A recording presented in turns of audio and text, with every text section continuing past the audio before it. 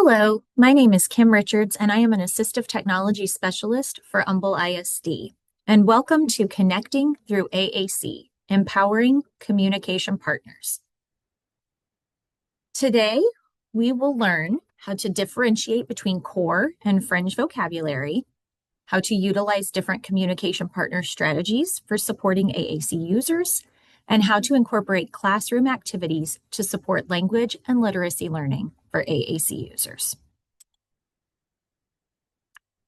So to begin, some foundational knowledge is the difference between core and fringe vocabulary. Core vocabulary is the most frequently occurring words in a language. So what may be core vocabulary for English is different than what might be core vocabulary in Spanish, Portuguese, French, Italian, whatever other languages. It is 80% of the words that are spoken by typical speakers, and it comes from a set of fewer than 350 to about 400 words. So if you look at this image, you'll see that a lot of these frequently used core words overlap with sight words for reading and early developing words in young children. Down here at the bottom, that is a link to this list so that you can have it. But these are the types of words that are core vocabulary. You may notice that a lot of them tend to be abstract. Goldfish may not be a core vocabulary word, but a word like eat or it, my, when, how, is. There's some adjectives, on, off.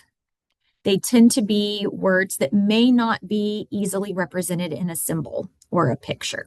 To contrast, fringe vocabulary is that remaining 20%, and it tends to be the more specific words. The frequency of use depends on the communicator. So depending on interest, a person may use a certain fringe vocabulary, like Harry Potter, if we're very interested in that. But for another person, that may not be a word that they say very much at all. Typically, it's made up of specific nouns. So as I mentioned before, goldfish, ball, chicken nuggets, slide, swing. It can be personalized to the specific needs of a communicator and their preferences. And it can also change throughout the lifespan. Bluey may be a fringe word that's very important to a young toddler. And then as they grow older, it may not be as important anymore. It's used for more specific topics, events, and experiences. It really kind of provides the specifics about those abstract words. It can significantly increase motivation to communicate. So if a student, again, let's go back to the example of Bluey, that can be a real motivator to get a student to communicate if that's something they're really interested in. Some other examples of fringe words are ketchup, mall, slippers, door, teacher. So you can see on this chart, it talks about core words again, and you can compare and contrast them. That core words are typically more flexible because they are abstract. They can be implemented across almost any activity. You can use the word go while pushing a car, to go outside, to go to the store, or to go on the swing, to make a video go, to make a spinny light go. So some examples like go, want, more, stop, see. You even have whole phrases that can be made up of core words. Can I have more? Let's go. I want that. Need help.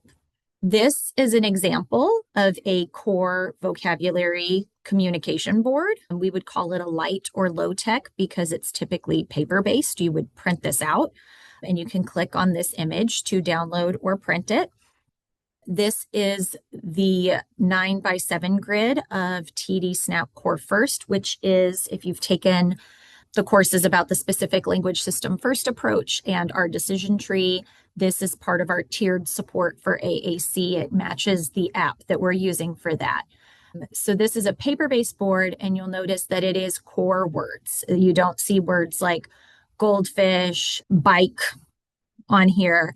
You have just these core words. There is also a communication book that will add in more. It's a flip book where you can add in more of the fringe vocabulary. One of the limitations of using a core board is that it's hard for it to be very robust. You don't have access to as many words as you would in a dynamic system based on a tablet that can store thousands of words. But it is a good starting place to just get started with a student if they don't have access to something yet, if you've just, gotten their IEP and are getting to know them. This is a good support to just have around the room, accessible for all students who might use it. And you can also model on this to show them those core words. I think it's important to talk about early child development. It is normal for young children to talk with nouns in the very beginning when they're really, really small. The first 20 words that a child says are primarily nouns, but that's a pretty small set. And children typically use those nouns from the age of about 15 to 18 months, which is when they first start talking. But by the time they're about 24 months, a child has about 150 to 300 words, and nouns are no longer what's dominant. So it's a pretty short period of time that they speak with just those high interest nouns: mama, milk, maybe a favorite toy. And by 26 months, the child is basically adult-like in their language, not necessarily in the vocabulary and the way that they speak, but in terms of the ratio between core and fringe words. So by 26 months, they're using 80% core, and they will for the rest of their life. It's important to note that some of your students, if they're really beginning communicators, very emergent, they might be more motivated by starting with some of those high interest nouns. If they're interested in a ball, if they're interested in a car, if they're interested in a particular character. It's important to mix that with other core vocabulary and make a plan for how you're going to progress past nouns. So it's okay if you have a child that just is not very motivated by core and is a very emergent communicator, balancing the core and the fringe vocabulary and making sure that you don't get stuck there. It's a pretty short period of time that typical children are communicating that kind of gets them first started with communication, but then they move past it pretty quickly. So you don't want to stay in just goldfish forever. Have a plan for how you're going to expand. So this is a video of an adult AAC user. It's from quite a while ago, so you'll notice the video quality and even the type of the device that he's using does not match with modern technology right now, but the principle of it is the same. So you're going to see him communicate a message using core vocabulary. And just a little bit of a disclaimer, this is a report of abuse. So just be mindful of that as you're watching it. And then we'll discuss how he communicated this message.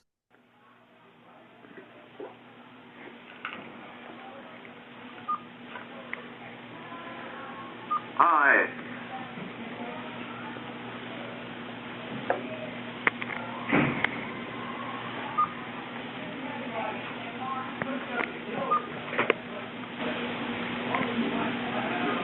Wait.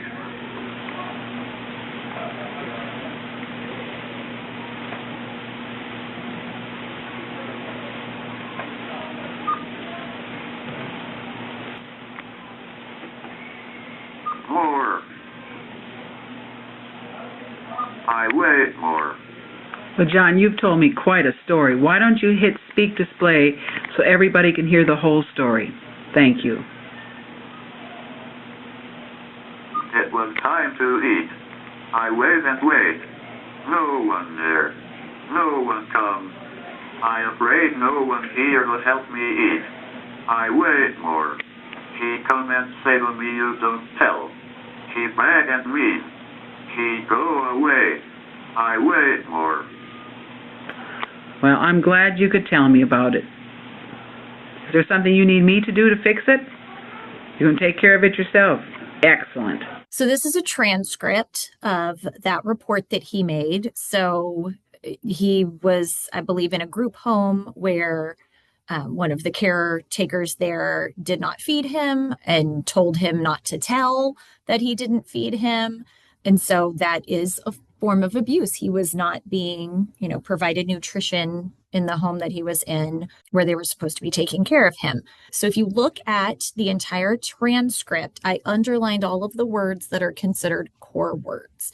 So the message as a whole does have some fringe in there, but you notice that this really aligns with the 80-20 ratio for the most part. 36 out of the 43 total words were core words, and that's 84%.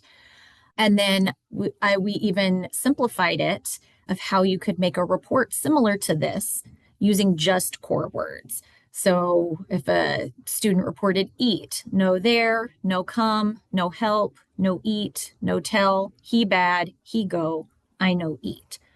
All of those words are core words, and 6 out of the 18 words, so that's a third, were the word no. And so I think this is really powerful to illustrate that, yes, fringe is important and it has a place and it provides specificity and motivation for some students, but teaching them core vocabulary can really give them a lot of communication power where they could use just core vocabulary to do something like report abuse or get a message across. This one isn't quite as specific, but I think the gist of it still comes across. You can tell that something he didn't eat, the man left, the no tell, like that he probably told him not to tell, with just core vocabulary. So fringe definitely has a place. It's got some value. We do want to expose students to it, teach them, but this focus on core vocabulary can really give them some power with their communication. And that concludes the beginning of this module. Next, we will move into talking about some communication partner strategies. So stay tuned for the next.